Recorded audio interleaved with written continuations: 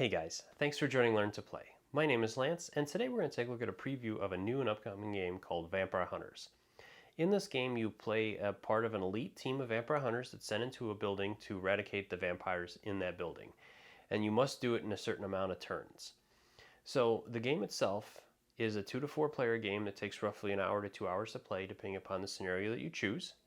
It's a lot of fun, and there's a lot of theme to it that really gives you the feel of some of those old vampire movies where the heroes are against the clock and really pushing to get everything done in time before it gets too late and the vampires get too powerful and overwhelm them. The game itself has two different modes. It has a campaign mode where you're going to play through a story and be able to get new abilities for your guys and level them up and all that. Or you can play it in standalone where you're just playing one scenario and then completing it. The game also has a bunch of different variants to it where you can have uh, your heroes turn against you. You can have it where it's semi-cooperative, where some players will be fighting against other players. It can be fully cooperative, where you're all working together to defeat the game. So you have a lot of different options in it as well. I've had a chance to play it a couple times and have really had a good time with it. Like I said, you really kind of get that feel of the theme and elements of the game, especially when you switch from daytime to nighttime. You have an awakening step where everything just kind of comes alive. The vampires wake up, all the spawn points generate, and you resolve all of them. All the doors open up, so everything just kind of goes crazy all at once, and you really find out how much trouble you're really in. And then it's just a race to complete the objectives that you need to at that point before you just get overwhelmed by all the vampires that are roaming around trying to track you down at that point. Another thing that I want you guys to keep in mind is that this is a prototype version that was sent to me. It's just printed files and stuff, so none of this stuff that you're going to see is going to be the final production copy that you'll receive when you back the Kickstarter. As well as there's only little cardboard stand-ins for all the miniatures in that. Those will be fully plastic printed miniatures of high quality that you'll be able to paint up or do whatever you want with, just like any other game that is out there. So don't judge the game just based on what you see in this video. The video itself is strictly to show you guys how the game functions and plays, and to give you a good idea of what you're going to be getting if you back. But like I said, it's just a prototype, so just keep that in mind as you watch the video. So let's head to the table and I'll teach you how to play. Here we have an example of one of the game tiles. Now each game tile is going to be broken into a number of different areas, which are going to be separated by these little white lines or by walls. Each area is going to be grouped together into different rooms, which as we can see here, we have two rooms that are separated by walls, and you can tell a room because it's going to have spawning numbers in it. Each one of the rooms may have numbers from 1 to 4. Some rooms may have less, but the most you'll ever have in a room is 4 different numbers. Other than that, you're going to have some tiles with corridors, which you'll know corridors because they will not have any spawning numbers in them. Some corridors will also have the eye with a slash through it, which means you're not allowed to search in those areas for items or equipment. You're also going to notice that on your tiles you're going to have different things that are going to be decorating the different areas. These are there just for looks and will not have any impact on the game itself. So let's go ahead and take a look at one other tile here.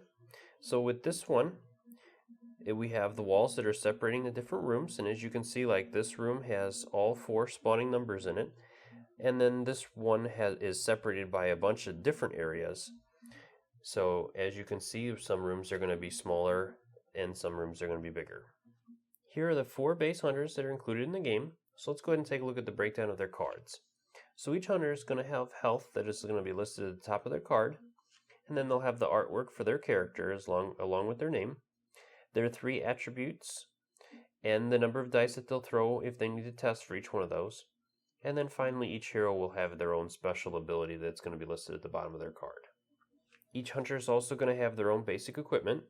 Most hunters will have the wooden stake and the crossbow, but some hunters will also have their own special weapons. So let's go ahead and take a look at the breakdown of their cards. So each hunter's name will be listed in their basic weapon card, along with the weapon type and its range. So the stake can only be used in the same space, the number of dice that you'll throw, and For each dice that you throw equal to or greater than this number here will score a hit. You'll also have a special ability for the weapon if you decide to use focus to activate that ability. And then same with the crossbow, you have its range, so with the crossbow you have to use it in a space that's at least one space away from your hunter. It's dice and special ability. Another rule option that we have is if you decide when each vampire hunter dies, they can be turned into a vampire, and if you choose to play with these rules, then they will also have their own specific objectives for completing their version of the mission that we'll take a closer look at later. Let's take a closer look at some item cards. So here we have a selection of different item cards, and each item card will have the name of that item along with its image. On some items you'll have special rules for them. On the side of the card is going to be a number of different icons for the items. The red X means that the item can only be used once and then must be discarded. On this item with the noise, that means that that item will make noise when you use it and will wake up all vampires that are in the room that you use it in, if it's daytime. The next one here we have a barricade, which shows that you can use this item in a room that has window barricades and it will destroy them. And then just like any other items, you have the range that that item has, the number of focus points it costs to use the item, the number of dice you'll throw with that item, and its target number for each dice. Some dice will also have a blast radius, which will affect an entire area that you throw it in, and all models in it. For player setup, each player is going to get a Vampire Hunter's dashboard, which they'll place their Vampire Hunter card on. Each Vampire Hunter will also get armor, which will go above their health, and each hunter will start with their basic weapons. With the first scenario, we'll also do 2 random draws from equipment cards for our hunter. So he will get an explosive spear gun and a grenade that'll go into his 2 inventory slots. He will have 2 free inventory slots to place additional equipment that he may pick up during the game. Here we have the first scenario all set up, and with this scenario, I'm going to go ahead and play 3 different hunters, and there's 2 starting locations, so you can choose where you start your hunters at. In the scenario, it's going to tell us where to set our clock, so our start is at 3 o'clock and the end is at 10 o'clock. And we also want to set all of our vampires to their daytime side of the cards. From here, the game itself is played over a number of rounds, which is defined by the clock. During each round, the hunters will go in any order that they choose, and the vampires will also activate. And that's going to depend on whether it's daytime or nighttime. During daytime, one hunter is going to be able to activate and do his turn.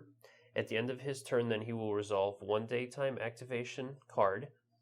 And at nighttime, that order will reverse, and you will resolve a nighttime card first for the vampires, and then you would activate. The clock is a very important part of Vampire Hunters, and will tell the players how many rounds that they have to complete the mission from start to finish, and when the time shifts from daytime to nighttime conditions by the awakening phase. Here we have the item cards. So the item deck will be comprised of a number of different cards that will range from equipment to other useful items, and even some enemies that will pop up from time to time. So let's go ahead and take a look at one of the item cards that has 2 different sides to it. Initially, you're going to find some of the cards, and you'll have them on their equipment parts side face up, and it'll show you what you have. And in order to make it into a useful item, you'll have to spend focus points, which will be listed, to turn that item to its right side face up. Now, when you spend the focus points, it is not considered an action. You just have to do it when it's that hunter's turn. Once you do it, then you'll be able to use that item just like any other, and it'll have its stats on how to use it. During a hunter's turn, they can perform 3 actions in any combination that they choose. They can perform the same action multiple times during their turn if they choose as well. The only rule that they have is that they cannot interrupt an action to perform another action and then to continue that action that they started with. The actions that hunters have to choose from are to move, attack, search, trade, dig free from debris, activate a lever, or rescue a captive. The first action we're going to look at is a movement action. When a hunter uses an action to perform movements, they gain 2 movement points, which they can use to move from one area to an adjacent area, or they can use 1 point to open a door. So let's go ahead and take a look at an example of that. So we have our hunter here. His first point of movement can be used to move to that area, and his second point of movement can be used to either move to an adjacent area or to open a door. So let's go ahead and open a door, and that would complete his first action. Now there's a couple of things to note for movement. The first is vampires. If a vampire is sleeping and you wish to move into a room and through it, you can do so at normal movement cost. If a vampire is awake, then it would cost an entire point or an entire move action to move from that vampire's area to an adjacent area. So in this situation here, the hunter would have to spend both of his movement points to move to the next area. Again, you cannot interrupt your movement to do another action. So if you wish to perform an attack or any other action, you must complete your movement or choose to stop and forfeit the rest of your movement in order to perform your next action. The next action we're going to look at is an attack action. There's 2 different types of attacks. There's melee attacks and ranged attacks, and we're going to look at examples of both of these now. So the first one we have is the hunter here, who's going to attack the vampire with a melee attack. So he's going to use his wooden stake. He gets 3 dice to make that attack, and for each 4 or better he rolls, he scores a hit. And as you can see on the warrior's card here, he has 2 hit points, so we need to have 2 dice come up with hits in order to kill him. And we do. We rolled 2 5s and a 1, so we successfully defeat that vampire. He is removed, and we get a focus token, as you can see in the bottom corner there, that when you kill him, he's worth 1 focus. From here, let's go ahead and take a look at a ranged attack. So here we're going to have a thrall down here, 1 space away. And to make a ranged attack, we have to check line of sight. So we need to draw a straight line from one asterisk to another. As long as we don't cross any walls, then we have line of sight. So from there, we're going to go ahead and gather our dice. We get 4 dice, and we need to roll 5s or better on those. With the thrall, we only need 1 successful hit, which we got, and so he is killed and removed. A hunter can perform a search with one of his actions, as long as he's in an empty space that does not have vampires in it, and he's not in a space that has the eyeball with a slash through it, which you cannot search in those spaces. So when he does, he would take the top card from the item deck and place it into his inventory as long as he has a slot. If he doesn't have any slots open, he can discard one of his other cards to make room, and if he doesn't, then he has to simply discard the card. When hunters are in the same space, they can do a trade action, which will allow them to trade items from one hunter to another. If there are more than 2 hunters in a space, you can only trade with 1 hunter per trade action. You can trade any number of items or simply just give them items if they have open slots.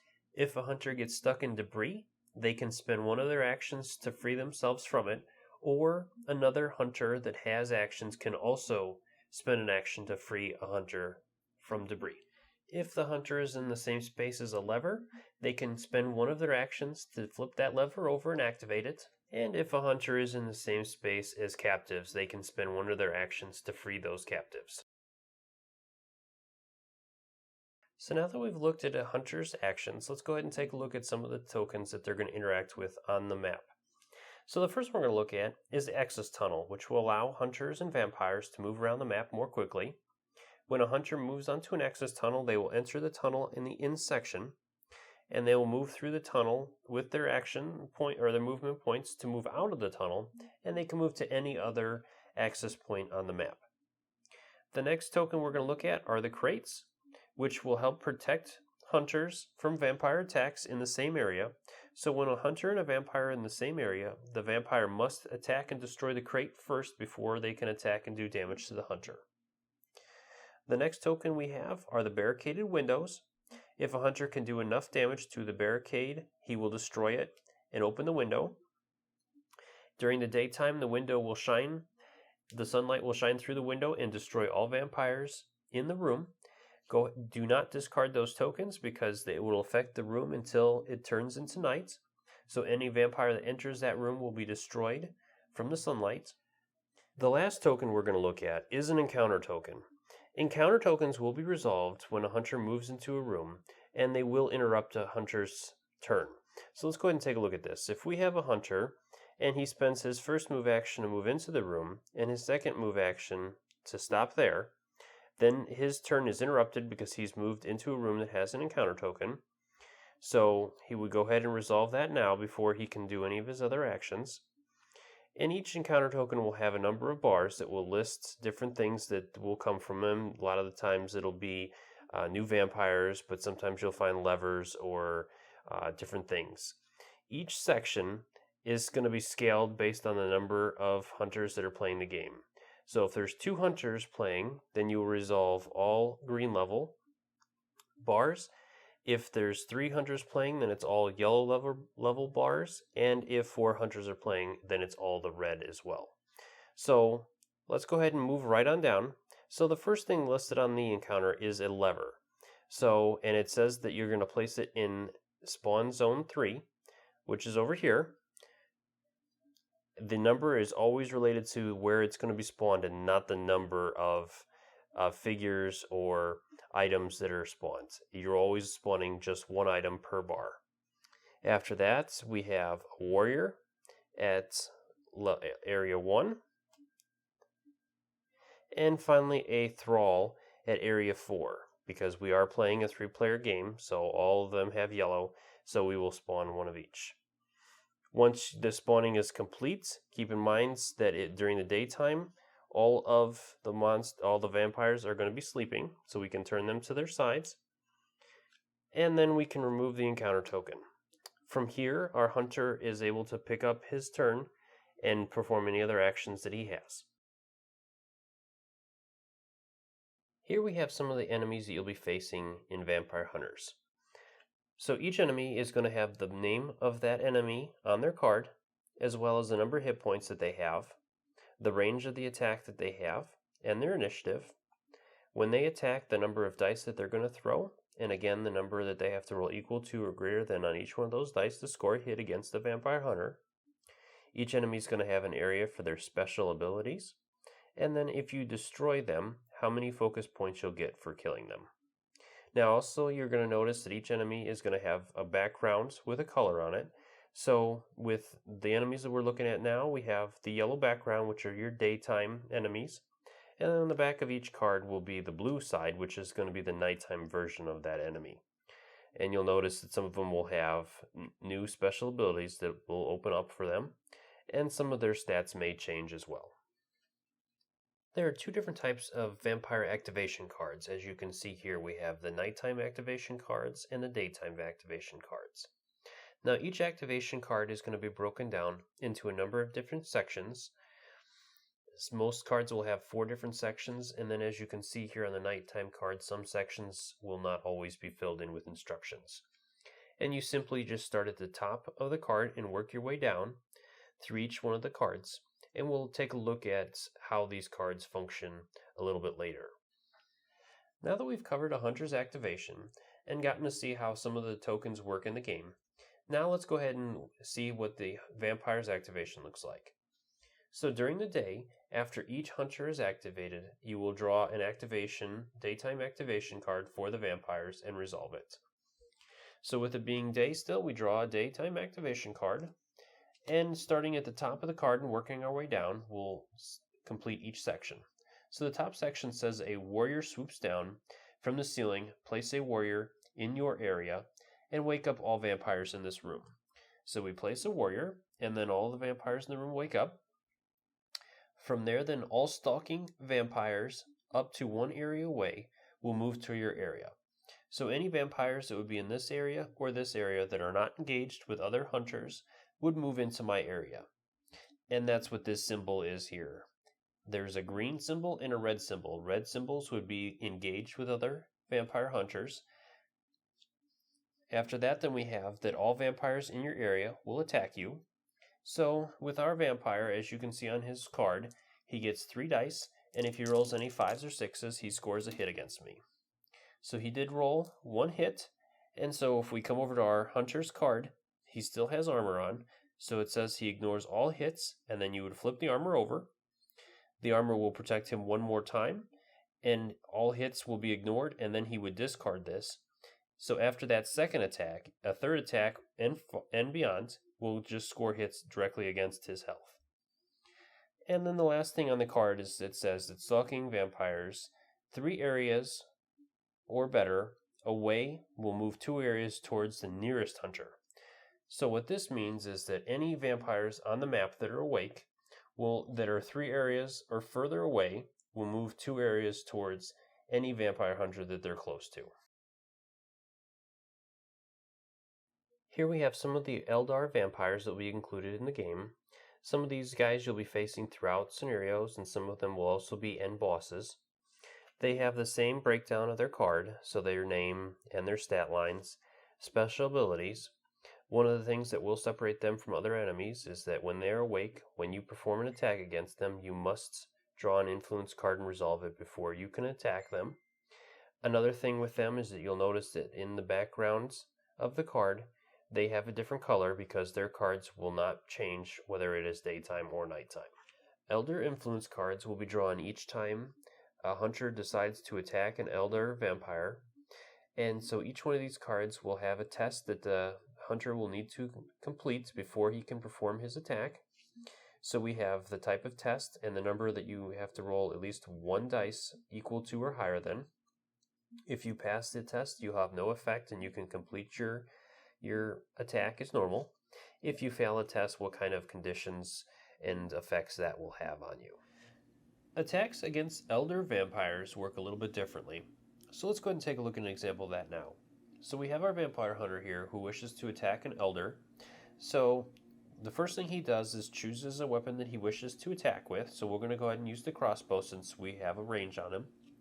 From there, Elder vampires require you to draw an influence card and resolve it. So we'll go ahead and draw an Elder influence card. And with this one, it's going to require us to take an intelligence test, which is listed at the top here. So if we come over to our vampire hunter's card, his intelligence allows him to roll 2 dice. And one of those dice needs to roll a 4 or better in order to pass the test. So we do roll a 4. So we have passed the test, so there is no effect. If we would have failed, it says that vibrations shake the foundation of the den and the ceiling collapses, trapping you in debris. End your turn immediately and take 1 hit and place debris token underneath your miniature. So now that we have successfully passed our influence check, then we can go ahead and perform our attack. So we get 4 dice and we would need 5s or better. If one or more of those dice naturally roll a 6, for each 6 that we roll for hits, then we get 1 influence token against Elder vampires.